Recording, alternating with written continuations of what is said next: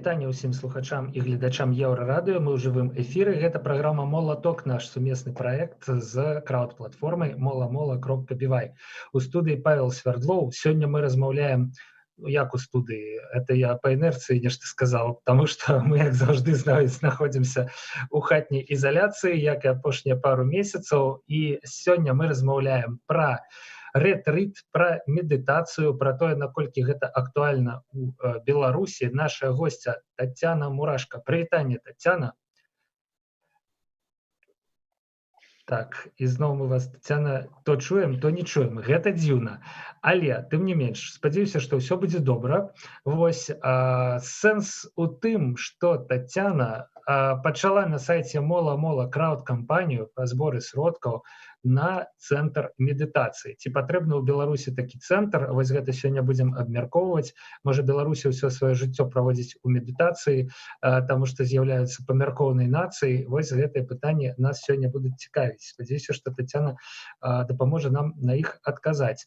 Таццяна, распавядзіце найперш, ці практыкуеце вы медытацыю самі, што гэта вам дае, і як вы прыйшлі да таго, што трэба гэтыя практыкі ў сваё жыццё ўкараніць? Начну с того, что я в прошлом году поехала в Азию, и там мне посчастливилось попасть на ретрит-центр, на ретрит, точнее, практику 7-дневную, которая заключалась в том, что люди медитировали, занимались йогой.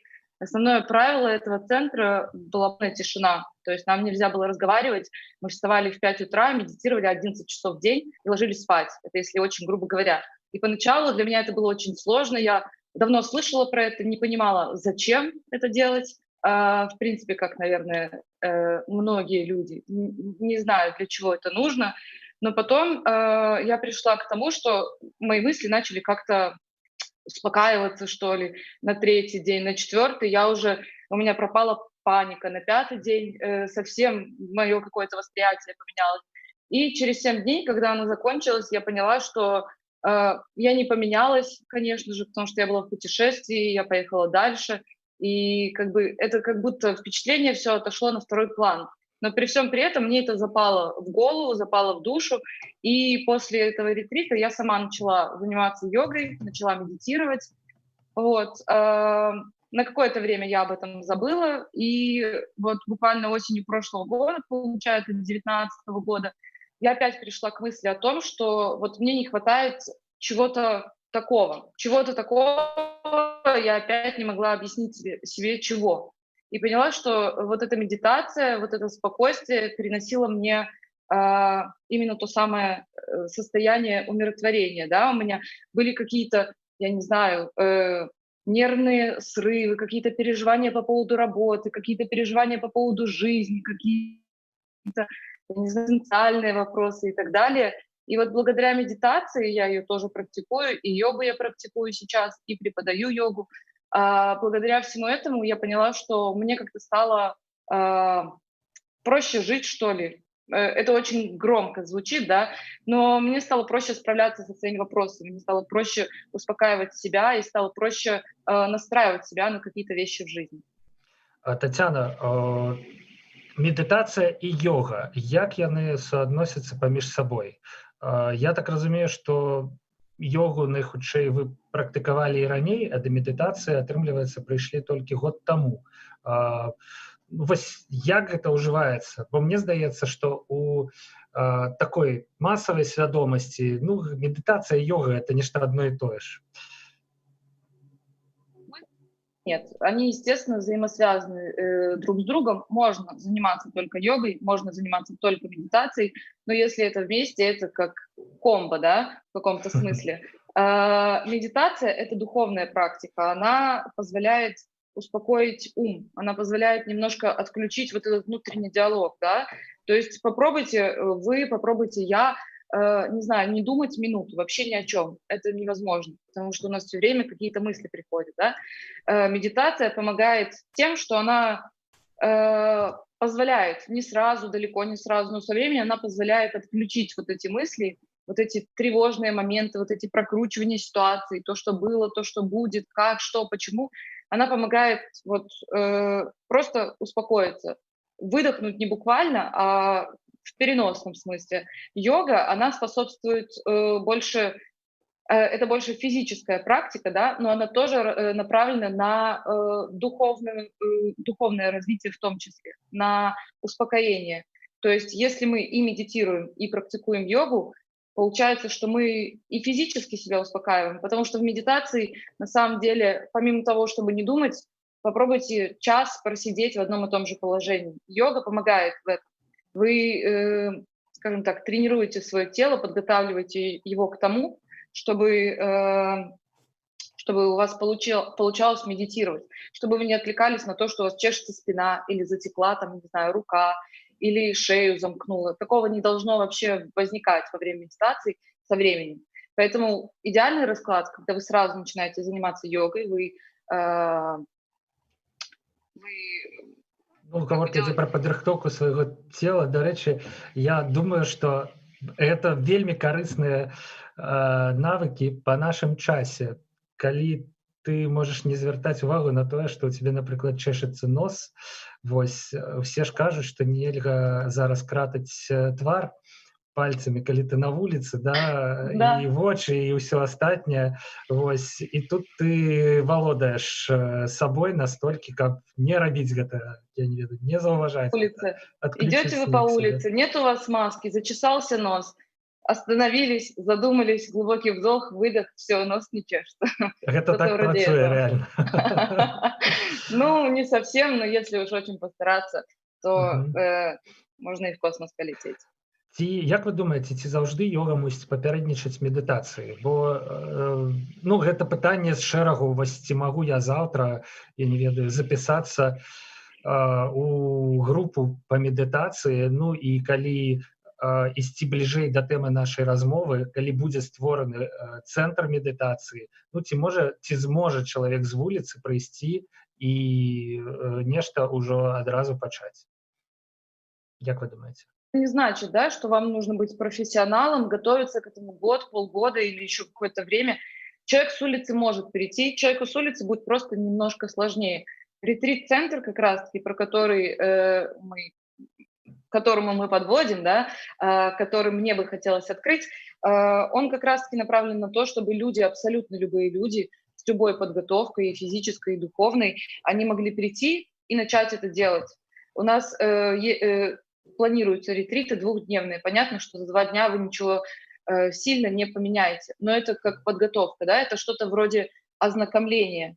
То есть вы придете и поймете, вам это подходит или не подходит, вы почувствуете, у вас это получается, потому что есть люди, на самом деле, есть люди, в основном это такие холеричного склада, да, которым довольно сложно не только в медитации, а вообще в жизни усидеть на месте, да, и как-то, ну, что это такое, сидеть и ничего не делать, да, это же непродуктивно, это же нелогично, и что я там получу, я не познаю дзен и не раскрою себя. Вот это как раз-таки практика двухдневная, она тоже поможет тем, что она немножко успокоит вот это вот внутреннее напряжение, вот этот быстрый темп жизни, который происходит постоянно.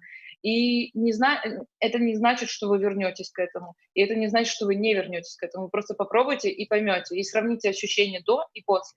И будете знать наверняка, что поменялось, что не поменялось. И, собственно, вы уже сложите свое какое-то впечатление.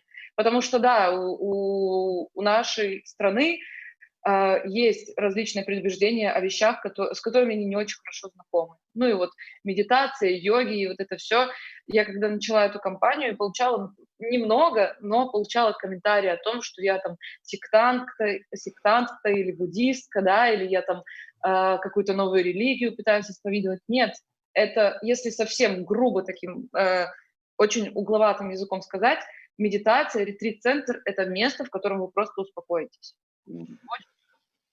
Вельмі цікавая думка. Я не ведаю, як, ну, я не ведаю, большая частка нашых слухачоў і гледачоў, але, напрыклад, я, калі вы распавядалі, крыху пазнаў сябе ў гэтым апісанні чалавека, які не можа спыніцца.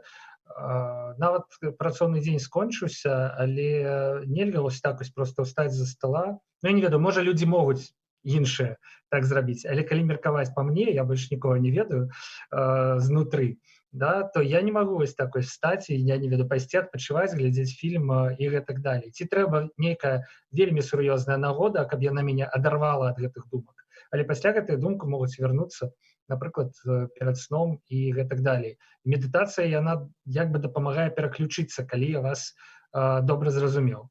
Але пасля ўсё роўна чалавек вяртаецца назад у сваё асяроддзе, на сваё працоўнае месца. Мы, дарэчы, трэніраваныя сядзець па 8 гадзінаў на адным месцы умеем, мне здаецца, проста створаныя для медытацыі. Да. Мгм. Смотрите, понятное дело, что да, человек отвлечется. Во-первых, тут несколько моментов очень важных. Первый момент– это то, что человек придет на эту медитацию. Значит, он уже где-то в глубине души понимает, что что-то, наверное, не так. Ну, наверное, я слишком много работаю, или я слишком много уделяю времени вещам, которым следовало бы уделять меньше времени, да, по различным причинам. Человек приходит, это значит, что он задумывается об этом. Есть, конечно, другой вариант, в котором он может подумать, что за ерунда, приду, посмотрю на эту шайку сектантов, да, и уйду. Такое тоже может быть. Но у человека уже есть идея об этом, да, он об этом что-то знает, у него есть интерес. Если у человека есть интерес, у него есть потребность этот интерес, это любопытство утолить, да, и, ну, я не могу уверять, как какой-то там гуру, но я знаю из опыта своего, из опыта людей, с которыми я общалась, медитация не навредит вам никаким образом. Это просто невозможно. Ну, это, грубо говоря, вы прыгали, бегали, сели отдохнуть, подышали, выдохнули, успокоились, сердце пришло, нормальный ритм, нормально бьется, ничего не пульсирует, голова не кружится. Вам станет от этого хуже? Нет.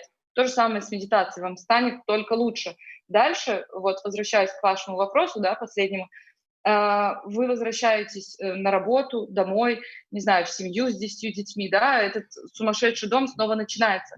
Но где-то же вы тоже запоминаете, что вот в том состоянии вам было довольно-таки неплохо, да, или вам было очень даже хорошо. И вы понимаете, что, наверное, мне нужно пару минут времени в день уделить себе. И так постепенно, но это важно, если есть желание, если есть потребность в этом, вы просто вот, да, вы можете уйти с работы вовремя или уйти с работы на 10 минут позже, и вот это время между 6 и 6:10 вечера, да, посидеть эти 10 минут просто с закрытыми глазами. Это тоже медитация в каком-то смысле. Вам не нужно скрестить ноги, сложить руки в знак Ом, да, закрыть глаза, откинуться и делать какие-то странные звуки. Нет, когда вы спокойно, в спокойном состоянии, без раздражителей, когда нет рядом телефонов, книжек, музыки, людей, вы просто сидите спокойно, максимально расслабившись, это тоже медитация. Поэтому есть вероятность того, что люди, которые попробовали это один раз, будут к этому волей-неволей и порой неосознанно возвращаться. Круто.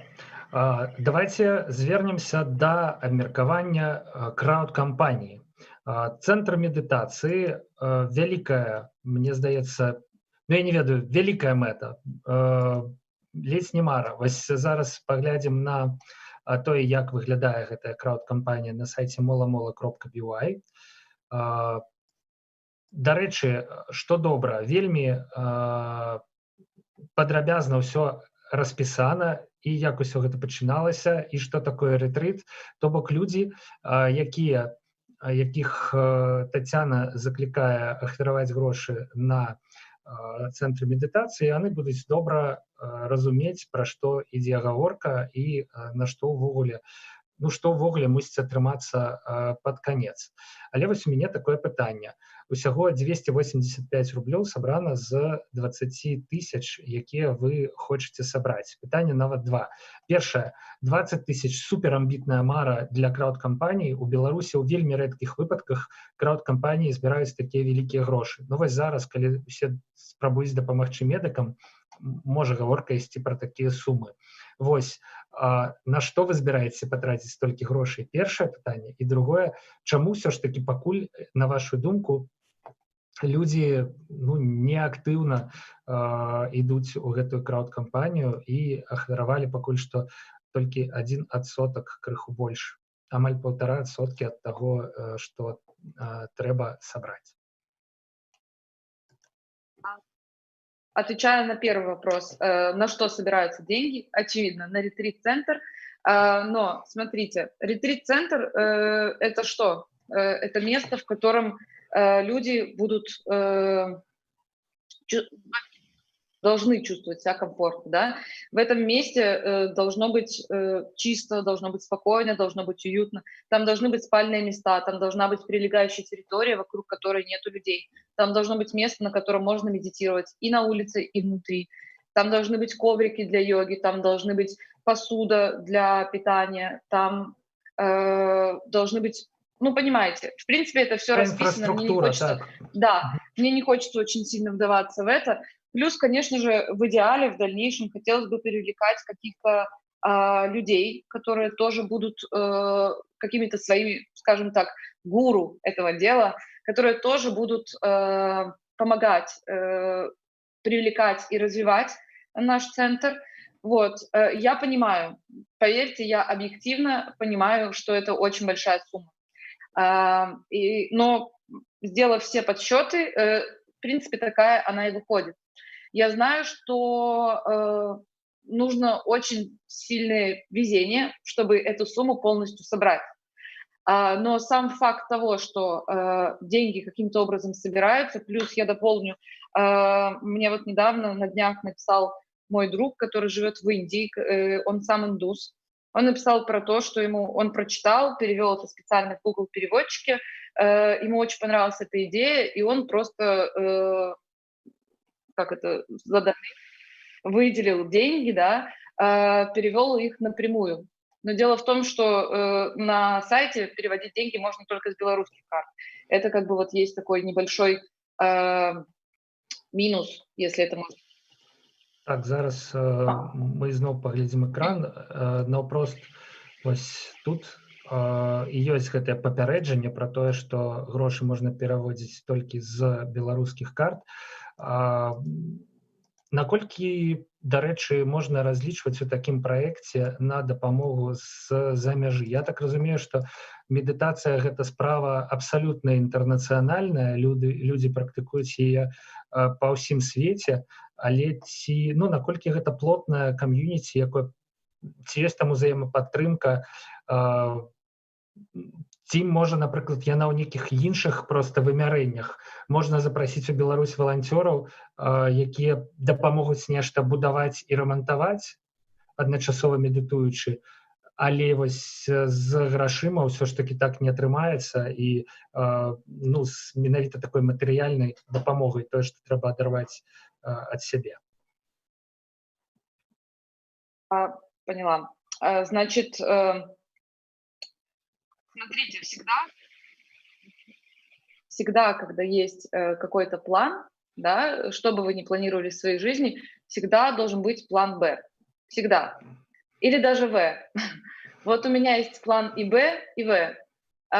И, как я вам уже сказала, я понимаю, что вполне вероятно будет сложно собрать деньги, но и, возможно, я выбрала не самое удачное, и самое неудачное, и самое удачное время. Самое неудачное время, потому что помимо того, что наша страна всегда не самая богатая, сейчас она особенно не богата.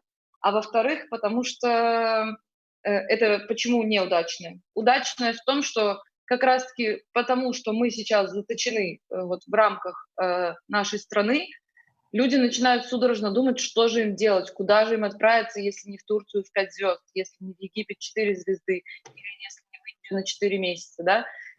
Им нужна какая-то отдушина. И это тоже, возвращаясь к начальной теме, будет ли медитация интересна? Да, потому что это отдушина, это природа. И вот. И в связи с этим, я думаю, и как я вижу, да, есть такие комьюнити, в которых там медитация, вообще медитация — это же интернациональная вещь, как и йога. И есть группы, есть сообщества, есть какие-то контакты, есть люди из более благополучных стран, которые заинтересованы в медитации и йоге. Все это есть, и мы все это продвигаем, пишем, связываемся, созваниваемся и так далее, и так далее. Это более медленный процесс, чем мне хотелось бы в моей голове, в моей фантазии, да, все это выглядело совсем по-другому. Я думала, что я делаю пост, вжух, и на следующий день зову всех в центр. К сожалению, это не так, а может быть даже к счастью. Я научусь на каких-то своих ошибках и наберусь в разы больше опыта, чем думала. Вот. Но в целом можно привлекать и нужно привлекать, и есть возможность привлекать людей. И мне кажется, ну, я знаю, что все получится, потому что есть желание и поддержка. Са свайго досведу і з досведу вядзення вось такіх эфіраў пра краўдфандынг я магу зрабіць выснову, што ў Беларусі ўвогуле культура дабрачынных унёскаў, яна ну, не тое, што ў пачатковым стане, але яшчэ не так развітая, як хацелася б. Вось навокал нейкай агульнай бяды, такого матывацыйнага фактара моцнага, як каранавірус, неабходнасць змагання з ім, неабходнасць дапамагаць медыкам, мы можам згуртавацца і нешта супольнае выдаць такое магутнае, да? Кучу грошай валанцёрам там, на маскі і іншае. А вось на тое, каб падтрымаць цікавыя ініцыятывы, пакуль што здольныя ну, далёка не ўсе, скажем так, толькі асобныя мецэнаты могуць нейкія буйныя грошы на гэта даць. Вось. Ну, а так культура, умоўна кажучы, заходзіш у інтэрнэт, ахвяруй 5 рублёў на якую-небудзь добрую ініцыятыву, на жаль, адсутнічае. Таццяна? Да. Я согласна с вами полностью, и, к сожалению, есть у нас тенденция жалеть деньги на хорошие вещи у всех людей. И у меня на самом деле поначалу была злость, потому что многие мои друзья, знакомые писали: «Таня, ты такая молодец, супер, супер», и все. И я думала: окей, вы идете в кофейню, покупаете кофе за 10 рублей, а потом еще один. Вы могли бы эти деньги потратить, точнее даже не потратить, а использовать на этот проект. Потому что этот проект — это не какая-то моя прихоть, которую я реализую, да, это будет делом моей жизни. Это же развитие каждого человека, по сути. И вот тут больше проблема не в том, что люди жалеют денег, они жалеют денег на себя, на что-то, чего они не совсем хорошо понимают, и что ну, разбираются, и то, что могло бы принести им впоследствии пользу. С другой стороны, я понимаю, что упрекать людей в чем-то — это исключительно их выбор. Ну, к сожалению, он такой. Я на это влияю тем способом, которым я могу, постоянными репостами, таким количеством, что от меня отписываются люди. Некоторые, потому что у них уже просто ребит это все.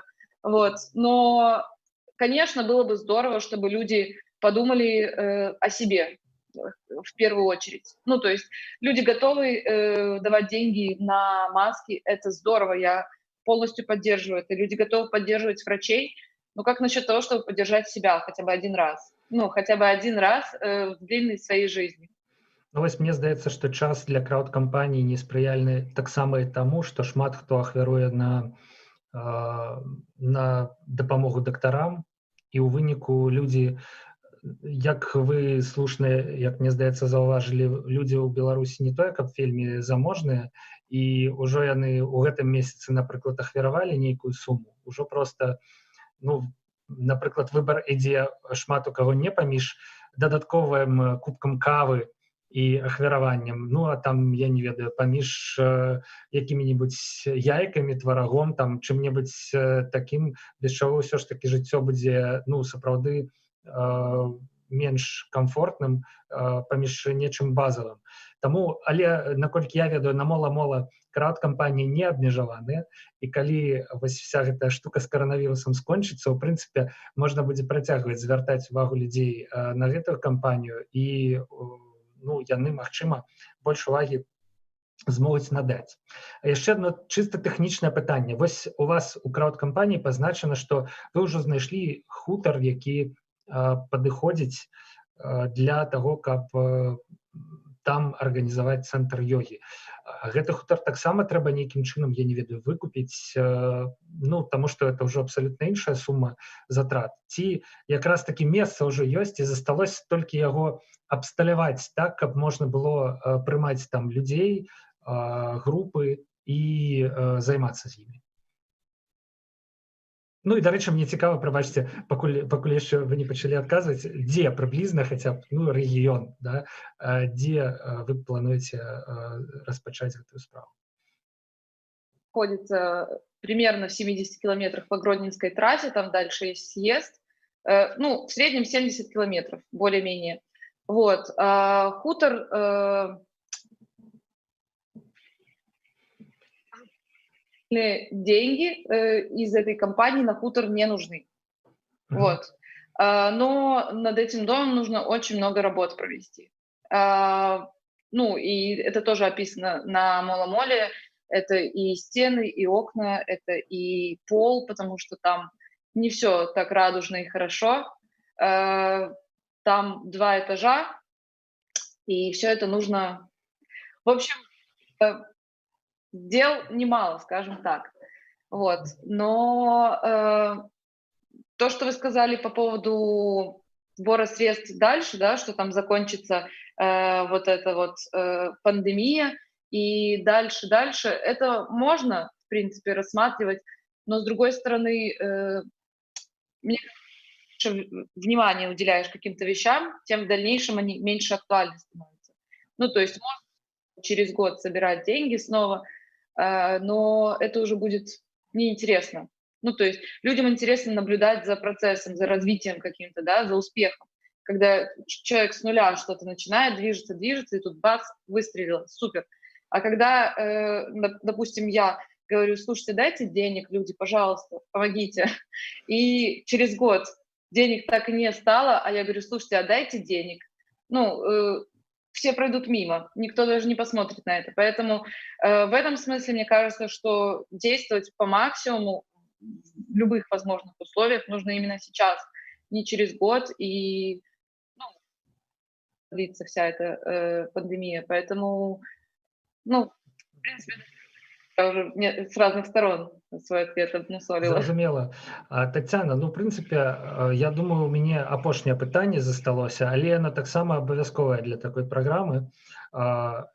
Так, збор сродкаў ідзе паралельна па 2 напрамках. Ёсць ахвяравальнікі з-за мяжы, ёсць тыя, каго бачна на сайце molamola.ui, але калі вы ў суме ўсё ж такі не збярэце патрэбныя 20 000, якім будзе, ну, я не ведаю, праз месяц, праз 2, там, праз паўгода. Вось не будзе гэтых 20 000. Якімі будуць вашыя дзеянні? Ці зможаце вы знайсці фінансаванне з нейкіх іншых крыніцаў, ці ўсё ж такі давядзецца, ну, як бы не сумна гэта было казаць, адмовіцца ад мары, адкласці яе, я не ведаю, да лепшых часоў, ці увогуле назаўжды?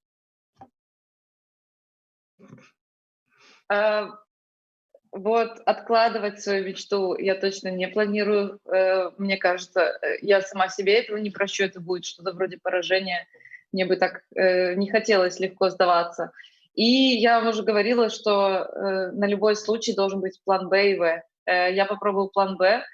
Если с планом Б что-то пойдет не так, есть В.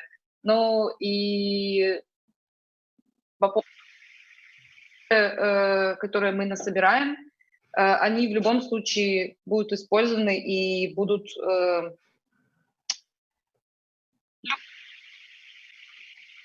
они тоже будут задействованы в этом использовании, как бы странно это ни звучало.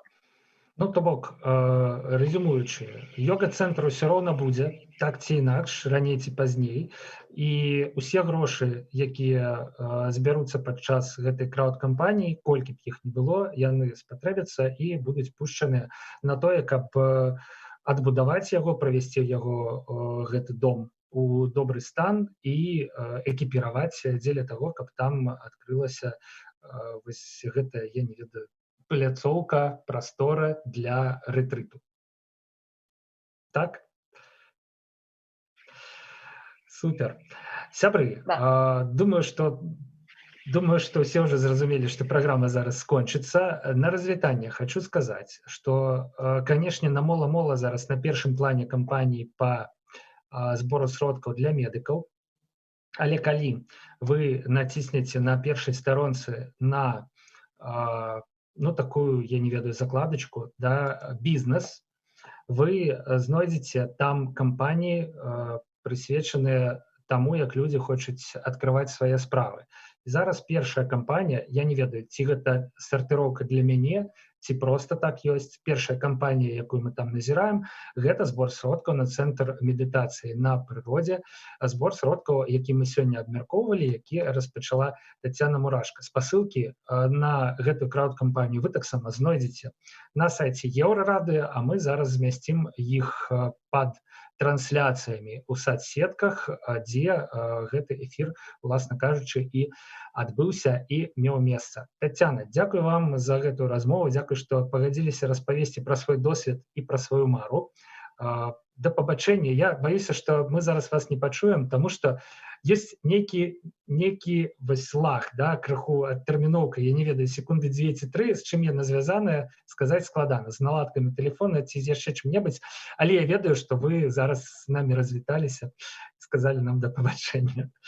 Да пабачэння. Павел Свярдлоў працаваў пры мікрафоне з Еўрарады на боку з хатняй самаізаляцыі. Наступны малаток праз тыдзень, у аўторак пачуемся.